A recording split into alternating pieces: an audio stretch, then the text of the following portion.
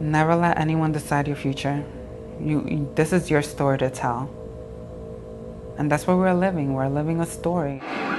What? Meet Allie. I graduated. Like a year ago. And Travis. School is this awesome place where like people go to learn and to read and open their minds and meet somebody who will inspire them. And Richmond. I want to learn as a person and grow as an individual too. So I feel like I have accomplished that, but it's not enough. You can't summarize a person. You can put things you like, but you can't summarize a person. A human being, you cannot summarize. I first got to know these three young people in 2008 when I co-taught a digital storytelling class with documentary filmmaker Shannon Taggart at a second chance college prep school in the Bronx. You're going to have to read an article that's about 10 pages. That is At the school, we helped our students earn their high school equivalencies and supported their transitions into and through college. What do you think's the difference between somebody who's, old, like me and Miss Silva, as compared to you guys and our comfort? We're so lost. We're so lost. In our digital storytelling class, the goal was ultimately to have the students make their own films. Teach them look at my MySpace. Meanwhile, I was beginning to learn about visual research in my doctoral program and realized that I was a complete novice in the world of social media. I'm giving her a notepad. Okay. Oh no, you're not gonna make me do it again. Just type your name. Where's the I? Oh, no, wait, that's a J. my goodness. I can't even see the text. A world where my students felt totally at ease and where they were, in fact, the experts. Get on MySpace, you can let us know, your personal life, not like your teacher. Like, we already know that because we come and see you every single day, and we already know how you are as a teacher. We want to know how you really are as a person. So we came up with the idea of having our students teach me how to make a MySpace page, which was the social networking site of choice at the time. Shannon documented the whole process. What kind of choices do you make about how you present yourself, and do you think it plays into stereotypes or bucks stereotypes? Do you even think about that when you're creating these pages?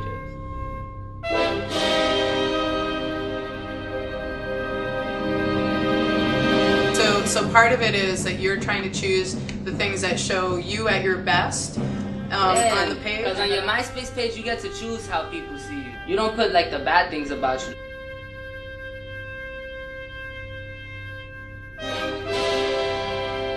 I still don't understand really the difference between a blog and like a chat room. Oh, see now that scares me. All that. No, this don't. I don't have to do that. It's all about certain coding. Say you wanted to censor your profile, you would just go to Google, MySpace code to censor profile.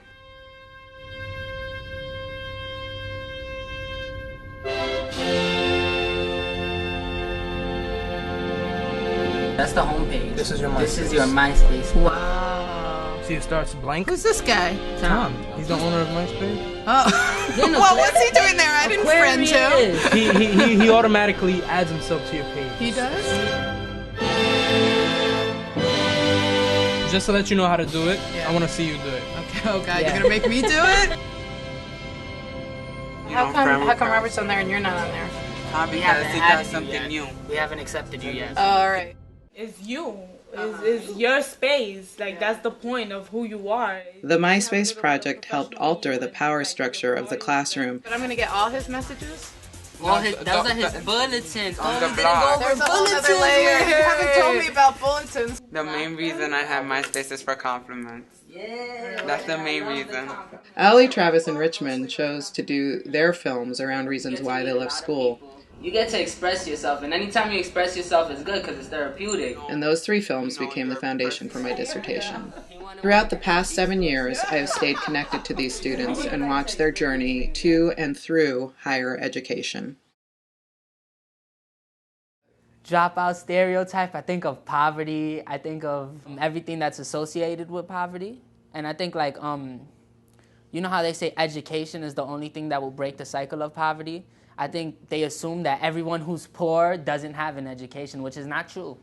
Not true at all. But I think it's because of the whole idea that education is what breaks the cycle of poverty. So they're probably thinking, well, if there were people who were educated, there'd be no poverty, which, that's unrealistic to think something like that. What does the dropout stereotype look like?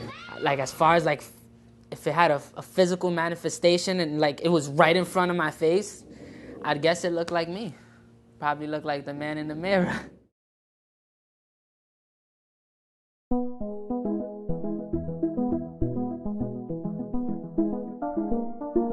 Ever since I was a little kid, I've had a lot of bumps on my road to education. Second grade is when a lot of my trouble started.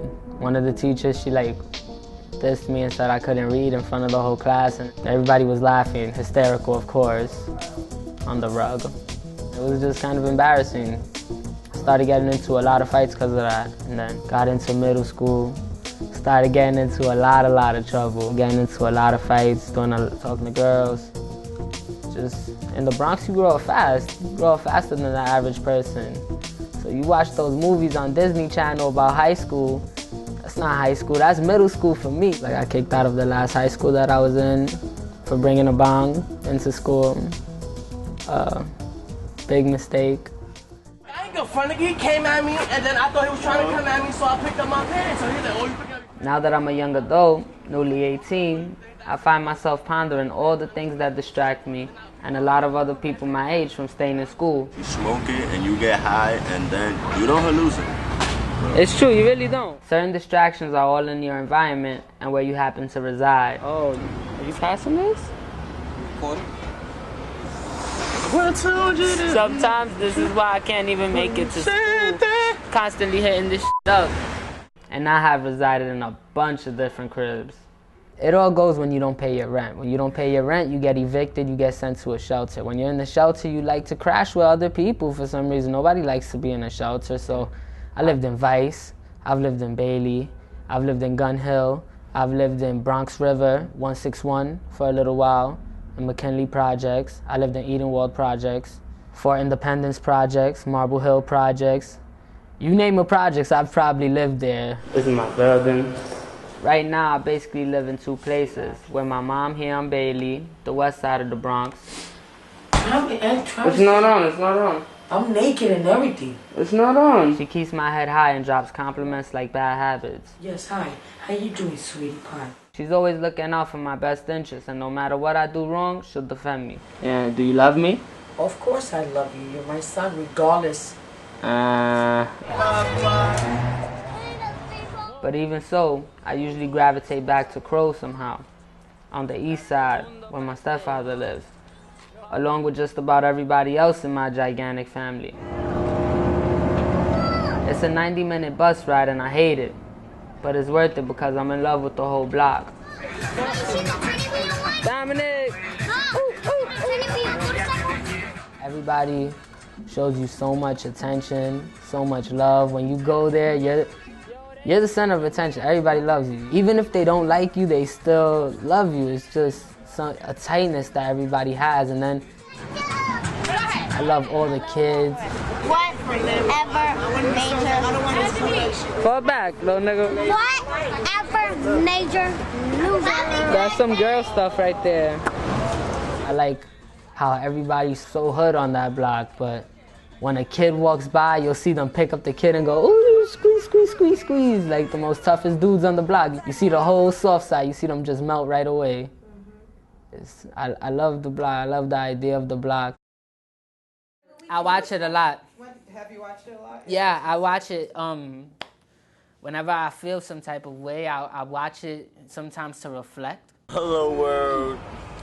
It shows me how much things can change in such little time.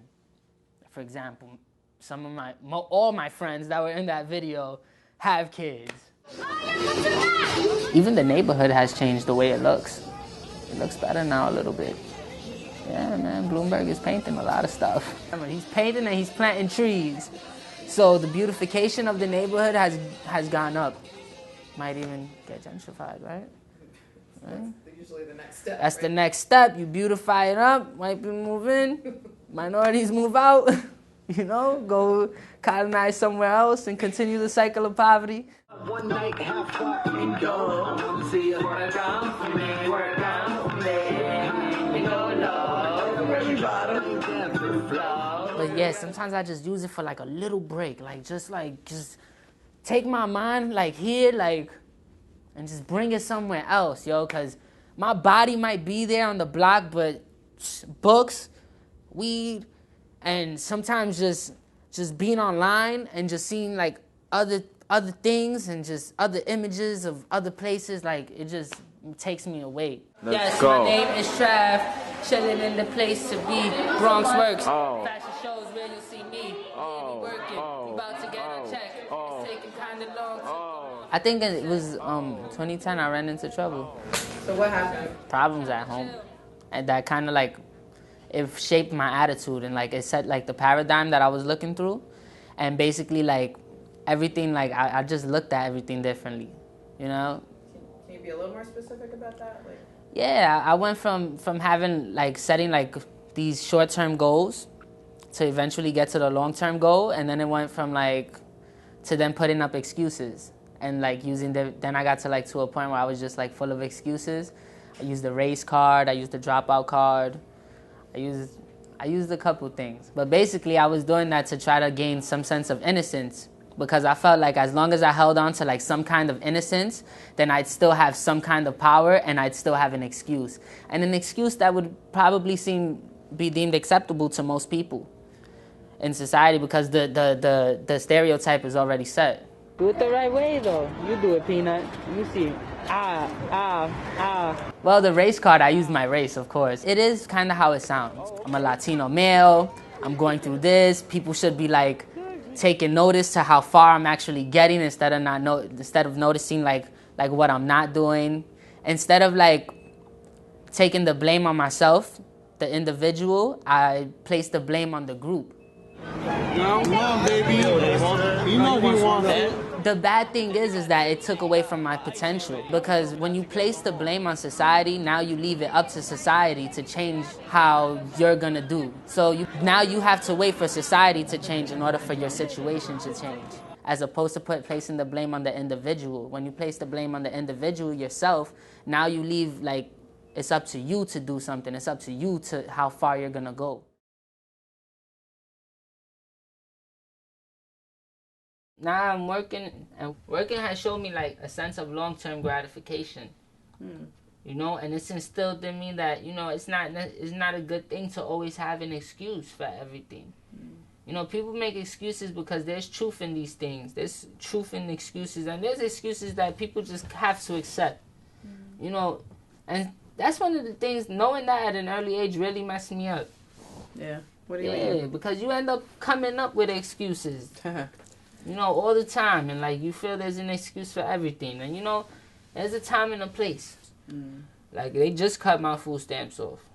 I was getting food stamps, and I went in and I told the food stamp place I started working. You know what I'm saying? Because I'm not going to wait for them to come and figure it out. I'm not that type of person.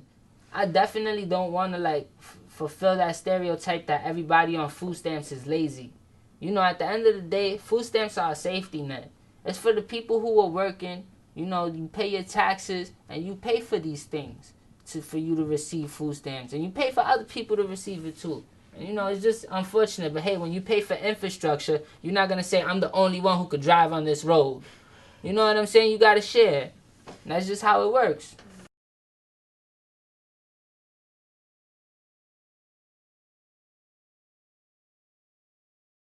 They all want to go back to school. It's just, there's so many things that like pull them away from it. You have to have a real strong will to actually drag yourself up in the morning and actually walk to school, because you don't see no one else doing it. I wake up sometimes, I go to school, I don't see nobody up from my block. I think it's just crazy because I started school in the fall semester of 2008. I looked at it the other day. It's taken me 5 years to get my associates. That's ridiculous. It's not supposed to take that long, though. Does that make you feel guilty again? Something else to feel guilty about? Yeah. Because I should have stood on track. There's only a couple of people who have that to just, right at the end, just push through it. That's probably the difference between, like, great people and good people. I confirm that upon completion of all the requirements, I will collectively confer upon you the Associate in Arts degree that you have individually earned, along with its rights, privileges, and responsibilities. Travis Babija.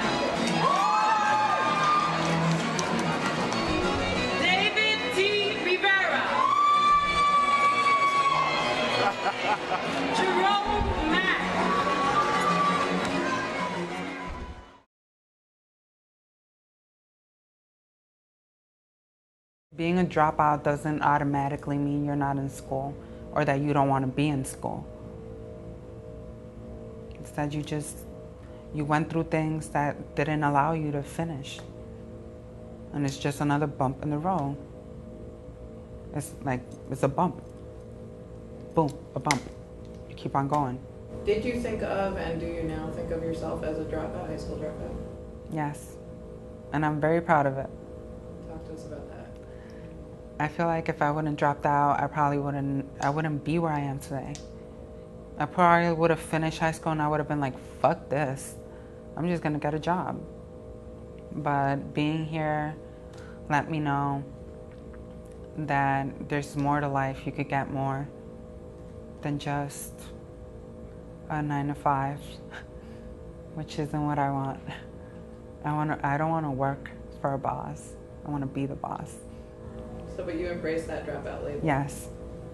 Because or pride. Is it because? Tell me why exactly you embrace that label. I don't know. It's an experience that people go through, and everyone has a story to tell, and this is just part of the story. Just like I lost weight, just like my transition. What do you think society's impression of a dropout is? Fuck that.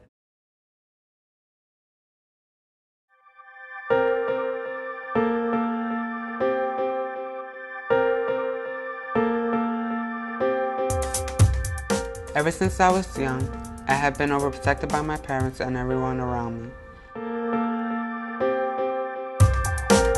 I think it started because when I was a kid, I used to get bullied a lot. In kindergarten, we were talking about Power Rangers, and everyone was discussing their favorite color, and I said yellow. And boys weren't supposed to like yellow or pink. They were supposed to like the red one, the blue one. So I said yellow, and they said, you're a fag, this and that. And they were in kindergarten, imagine. I guess they just felt scared for me. And since I'm the only child, they don't want to lose me. So I guess that's why they just feel they have to protect me so much. See, she loves me. Now that I'm approaching my 18th birthday and my high school graduation, now my chest changed. Sometimes I feel like the president's son. Do I really need all of this protection? ¿Que por qué tú me sobreproteges tanto? Porque eso que tú quieres, que te dejen salir para la calle. Sí. Yo no hago nada malo cuando yo estoy en la calle. Ok, ¿su padre era un sobreprotector? ¿Ah? Yes. El mío sí. Es verdad, dime cómo. Tampoco le gustaba que salieran mucho. ¿Y por eso tú me lo estás haciendo a mí? No. ¿Y por qué tú me lo haces si tu mamá no te lo hizo a ti, mamá? Porque da la casualidad que ella tenía 6 muchachos y yo solamente tengo 1. Y si no te gusta como yo estoy hablando, yo hablo así, está de más que tú te pongas como tú te estás poniendo. I'm about to go to college and my family have felt the need to protect me even more. The question now is, protect me from what? Don't I look sexy? Look at me. I'm your kid. Like, you're supposed to support me no matter what. Stop, Amanda. They're trying to figure out how can they accept me, and I'm trying to figure out why they don't accept me. 17 magazine, the best magazine ever. Like many teens, all I want to do is have fun and rebel. Look what I have in my hand. It's a Cosmo. I am not drunk. I love that they care so much about me. But God, enough is enough. I really want to learn from my mistakes. I really don't know what's wrong with society. I went to the Puerto Rican Day Parade today. I got so many mean looks, so many hateful words. I transferred 3 times out of high school, and it was because of the same thing, harassment. I made it myself with headscarves. And I decided to drop out. I thank God, talking to my friends who are bisexual here, and who, Alicia, you remember Alicia? You remember, I was in your class. We had an argument about me being a girl. And I was like, I'm not a girl, I'm just gay. And she's like, I think you're a girl. And I was like, shit, she just clocked me. Like, she just clocked me. And I was like, basically, I went to the bathroom to cry for a bit. And then I came out, and like always, I looked at myself in the mirror. And I was like, okay, maybe she's right. And you see my bags, my hair dryer. And that's when I started like letting my hair grow and blow drying my hair. You know, I was going through another transition, which was my weight loss. When should I start my diet, Cassie? Oh God, not the incredible diet that I don't eat anything. I starve myself. I do not starve myself. Skinnier. How rude. Well, yeah. He's gonna look like Paris Hilton on crack. That'll be great. At that time, I was basically transitioning from that and into clothing also. So I was basically wearing skinny jeans and tighter shirts and female. I was mixing it up basically. I didn't think it was possible for me to go to SUNY since I got my GED, but I decided to just try and apply to school, and I got in first. So I told my mom, and it was just quick. I just told her, Mommy, I'm leaving. It's actually really interesting because you would expect the school to be closed-minded since it's in the North Country. It's a really closed environment. And most of the kids there were really nice. They opened the doors, things that normal city people don't do. They don't grind you in your face. They smile. They're just genuinely nice, and they're happy that you're there. They don't really care who you are. They're just happy that you're there.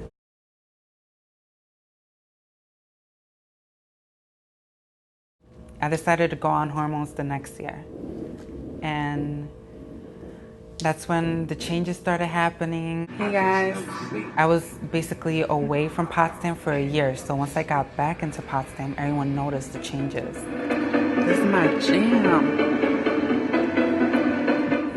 And my name was changed, everything was changed. And this time they weren't that welcoming. It got a little different because there were more inner city kids, so they weren't as understanding as the people who were there before.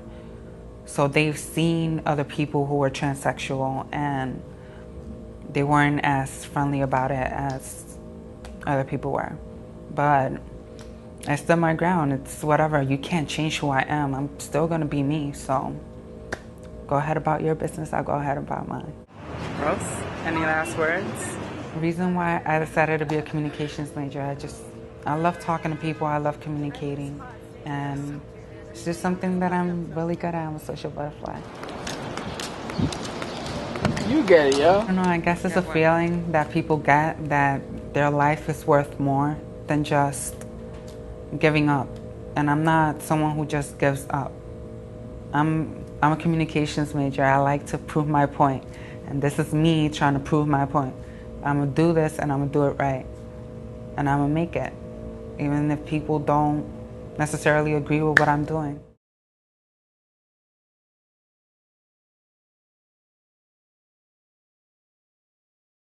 So I graduated with a Bachelor of Arts in Speech Communications and a minor in Sexual Health.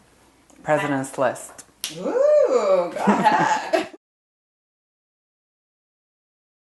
Once I got home, everything was going pretty well. I was working at Planned Parenthood in the Public Affairs Department, and I was doing a lot of community organizing and a lot of activist forums, and it was getting there until my mom started getting sick. I guess I have my good days and my bad days. When I cry about my mom, I see it as me remembering the good times.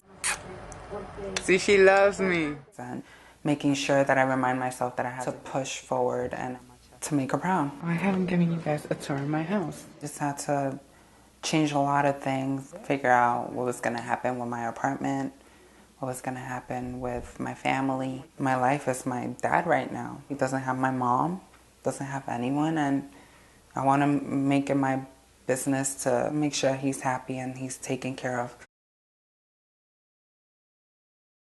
It's really hard to find a job right now, and it's frustrating, but not to the point where you lose all hope. I have to put my name out there, I have to market myself, and hopefully one of these days the right person will call and I'll get the right job. Don't I look sexy? So when you look back on your film to that person you were in 2008 to where you are today, what are you most proud of? Can I say my body? No. Stop, Amanda. I would say my transition. I feel like I am who I want to be, and now that I have my diploma, I am more than a trans woman. I'm a grown woman. I'm able to go out in the world and say, I gained my education, I fought for it, and I have it. Do you think that you are done with education?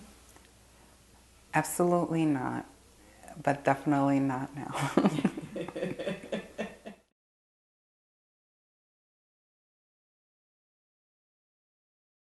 Basically, I didn't drop out of school. I completed high school in Ghana. I've been schooling my whole entire life. So like, I was doing horrible. I was just going to school for the sake of school before coming here. But since I came back, I wasn't able to get my transcript. Must be 30, so you can be a little younger. So my uncle told me there's this program at the GED I could take it and go to college.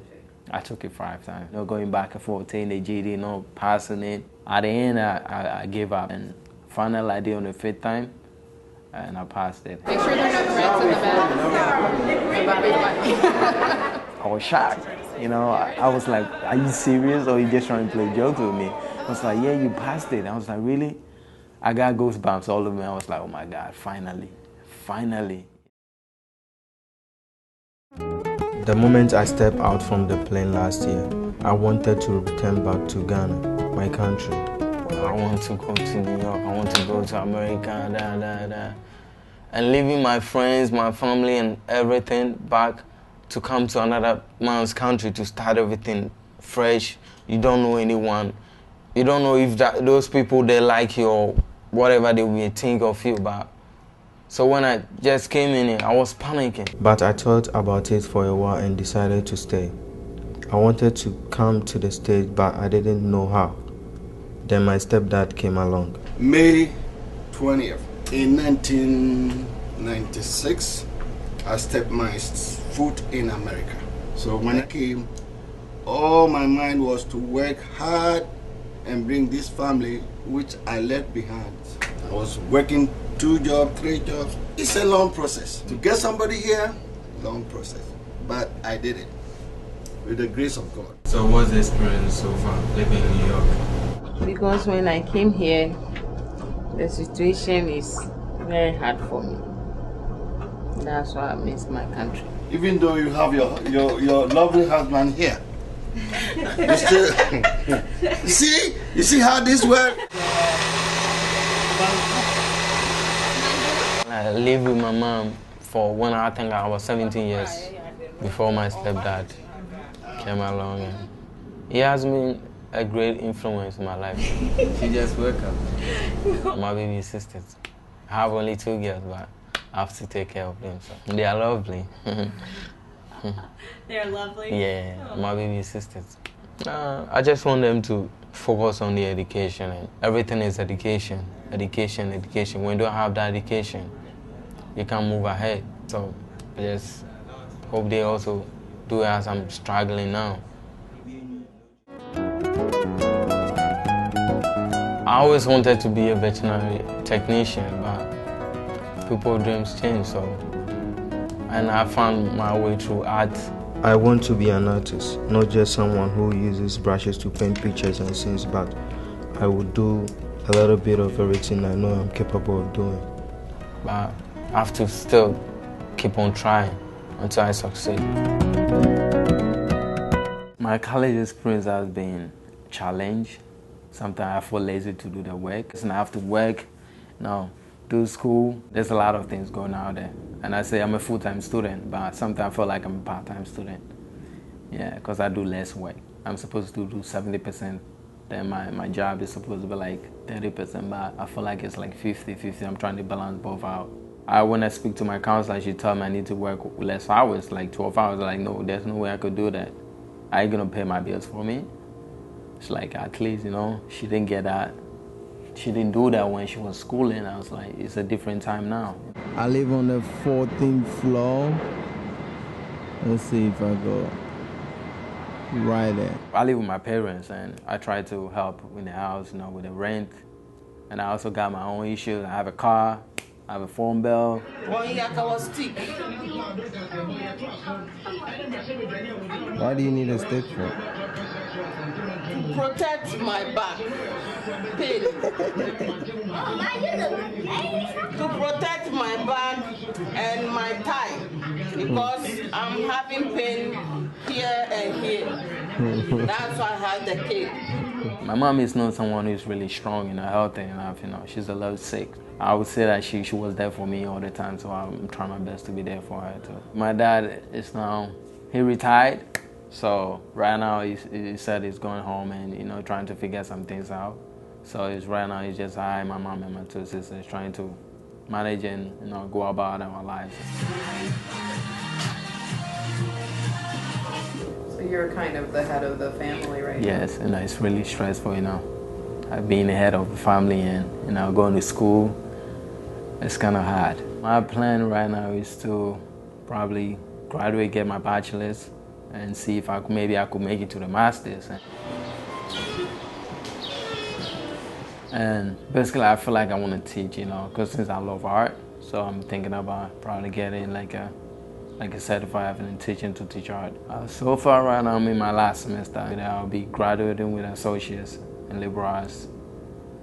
Yeah, so I guess that's a great thing. It's an accomplishment.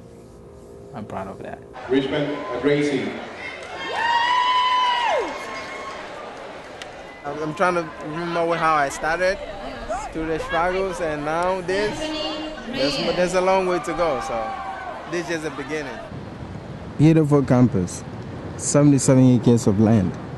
Who doesn't want to be here? And how have you thought of yourself as a college student? Like, have you fully embraced that idea that you are a college student? Yes, I have, definitely. I don't know how this works though, but I guess it's gonna be great, right? It took me 2 years. BCC, I barely sometimes sleep. And I was working that time too, and my job was really stressful.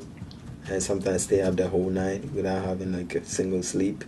Then I go to class with my eyes so red that I just sit down and the professor will be talking, lecturing, and nothing is just going in. So you struggled in BCC to make it through, but you did, and now you've transferred into Queens College, and you're working on your bachelor's degree. Yeah. And how does that feel? It feels great.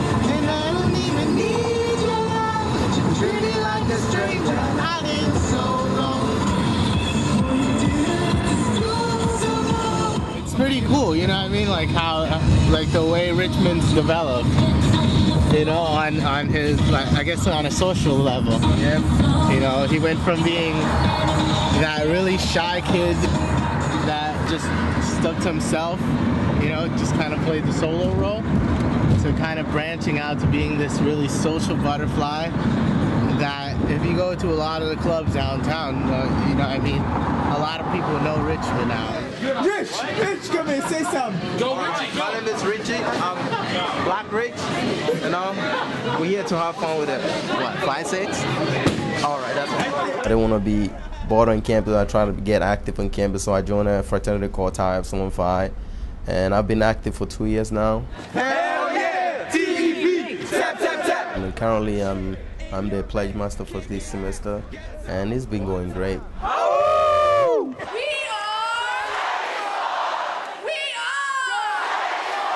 The last semester, I found about a program called Service Corps. They help students with jobs, paid internships, and they have great opportunities. 1, 2, 3, up and over. Currently, I'm enrolled with Gallup NYC. It's a non-profit organization that works with horses as a way of therapeutic for kids with disability. Good.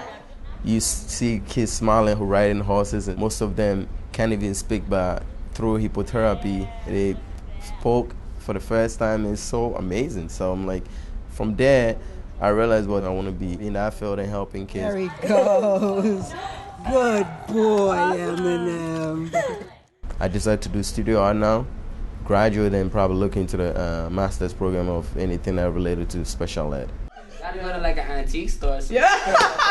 I remember the first time I sat behind a camera and I saw my first video. I'm like, wow. So now it's a big difference. Any personal red? Like the way I speak has changed. I've seen a lot of growth in me. Future goals. Right now, I have a lot. But one thing, I just want to graduate right now, get my master's, and see where it's going to lead me. And find a better, something suitable. Now I would say better, just something suitable that will make me happy, you know, because it's all about being happy. I don't want to stress myself, say I'm going to go and do this career path and I'm going to end up miserable. I want something that's going to make me wake up every morning and put a smile on my face that everything is okay.